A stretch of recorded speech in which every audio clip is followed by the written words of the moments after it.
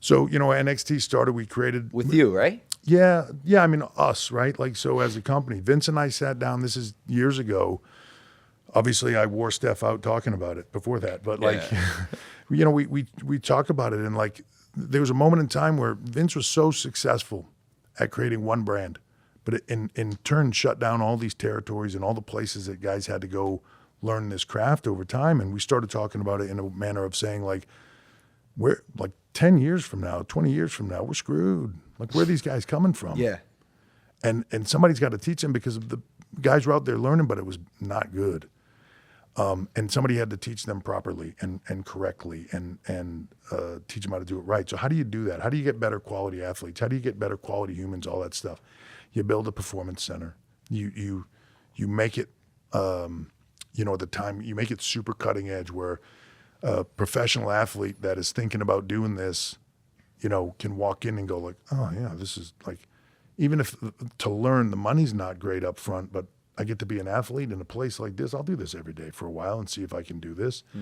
That's the kind of stuff that cuts it. Then you need a brand for them to learn on. So we created NXT. We rolled with that.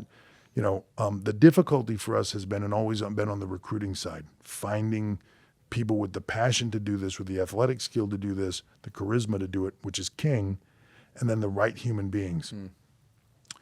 The biggest pool of people to do that is collegiate athletics, right?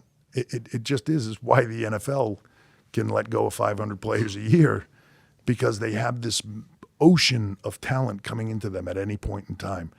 And for every person that's in college football waiting to get in the NFL, there's hundreds that are in other sports that no one looks at, and there's no professional avenue for them. And like, when you get done being a hammer thrower, like your gig is, I either coach or I get a gig doing something else, whatever I got my degree in.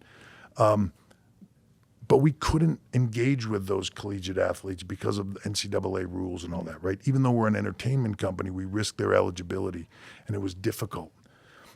Once NIL hit, it was a game changer, because I could immediately talk to all these athletes and offer them this opportunity, which for a vast majority of them were like, oh my God, I grew up watching this. Like, this is the opportunity of a lifetime. And I get to, I'm 21 years old.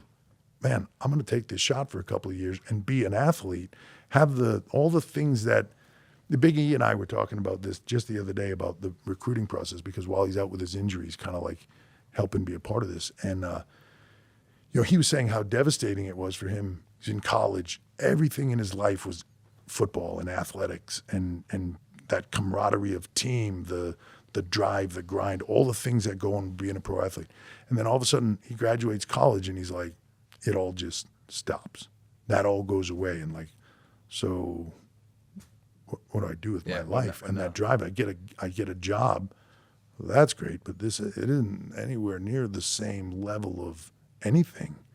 So to now have that opportunity for these kids to go like, well, wait a minute, I'm not going to go to the Olympics or whatever, and I'm not going to be a pro hammer thrower, and I'm not going to do all these other things.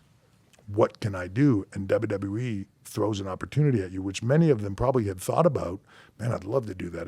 How do you do it? I have no idea, Now we're getting right out to them and saying, like, come with us. Yep. Right. We have some college athletes on NIL deals where they're, ours is different. We're not looking for a transactional thing where we, like a chicken company where we go like, here's a few grand, like say you love our chicken. We're working with athletes that want to be a part of WWE, that we can invest in. We're looking for long-term recruiting opportunities with these people and how we can make them long-term, bigger. And they promote us. So for every contest they go to, every game they go to, everything they go to, they're representing WWE. They're like a walking billboard. And then when they get to the end of their college career, we've worked with them on how to be their finances. We've worked with them on social media. We've worked with them on how do you make yourself a brand, right? We've worked with them on all that, so they're getting bigger and bigger and bigger. If they don't come with us at the end of it, great, they've been a billboard for us for 2 years or 3 years or whatever it's been. If they do come with us, we're already way ahead of the game in who they are as human beings and as athletes and everything else under the sun. So it's the perfect mix for us. Dude, that 360-degree like breeding, if you will, is so important and sharp. Whoever implemented that, like, kudos, because I can only imagine. Like, and we've even suggested this to Dana White. If the UFC had a program where they were like 360-degree breeding their fighters, and they came in with in the ring or the octagon with the enthusiasm, excitement, charisma, Branding, personality storytelling. of if every UFC fighter was a Conor McGregor, you know, Yeah. or any WWE superstar. But if you're just sitting waiting, like we can create, or we can have the attempt at least to create a Conor McGregor, and we do. you have a ton of them. Right, we have have we all have Conors. generationally, Yeah, right? yeah. From Bruno Sammartino Yeah. all the way through to Roman Reigns right now and everything in between. And you can even throw Brock Lesnar into that list, because where did he learn to do the personality, charisma, all those other things that he had, right? Like athletically, yes, but the rest of it, like from us, so his level of promotion and all that stuff was next level when he went to UFC, and that's what he jumped off on. But yeah, if they can do that, but what boxing and all those sports do is they're just waiting for the next generational They're connected waiting. talent. They're waiting. Yeah, you're just waiting for somebody to come along that captivates you, Yeah. right? And we're different. We can control that environment. We can control and we also can control the narrative long term. I remember having a conversation with Dana right when they were going into China, and the Chinese national girl was fighting for the title. Yeah. We saw him at the ESPYs, and he was like, I was congratulating him on the movement into China and all, and he said, yeah, no, I need her to win. And he was like, it's all just, if she gets killed, it's all for nothing. If she wins, man, we're on fire. And I said to him, like, it's the magic of what we do. I know she wins with us. True, because she lost, I think. I don't recall, I don't recall at the time how that went. I thought she won, but I'm not positive of that. I also apparently don't recall. Yeah.